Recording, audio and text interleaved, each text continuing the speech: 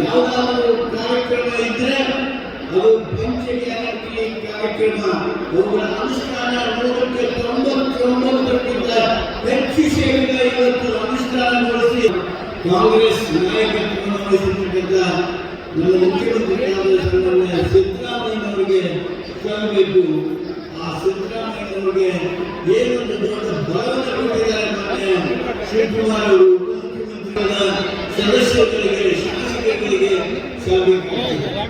ನಾನು ಒಂದು ಮಾತು ಬಹಳ ಸಂತೋಷದಿಂದ ಹೇಳ್ತೀನಿ, ಈ ಪಂಚ ಗ್ಯಾರಂಟಿ ಮಾತ್ರ ಅನ್ನೋರಿಗೆ ಈ ಭೂಮಿ ಗ್ಯಾರಂಟಿ, ಇದು 6ನೇ ಗ್ಯಾರಂಟಿ, ಈ ದೊಡ್ಡ ಸಾಧನೆ ಮತ್ತೊಂದು ಕೂಡಿಗೆ ಇಲ್ಲಿ ಅವರು ಸಂಕಟ ಪಡಲಿ.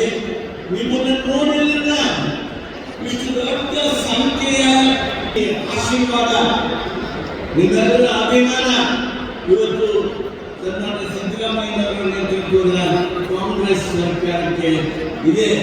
ನಾನು ಒಂದು ಮಾತನ್ನು ಹೇಳೋದಕ್ಕೆ ಬಯಸ್ತೀನಿ, ಒಂದೊಂದು ಸಾಧನೆಯನ್ನ ತಡೆದ ಜನರ ಎದುರಿಗಿಟ್ಟಾಗ ಯಾರು ನಮ್ಮನ್ನು ಟೀಕೆ ಮಾಡೋರಿದ್ದಾರೆ ಅವರು ಸಂಪೂರ್ಣವಾಗಿ ಮೌನ ಆಗಲೇಬೇಕು, ಬಾಯಿ ಮುಚ್ಚಿಕೊಂಡು ಕುಳಿತುಕೊಳ್ಳಬೇಕು.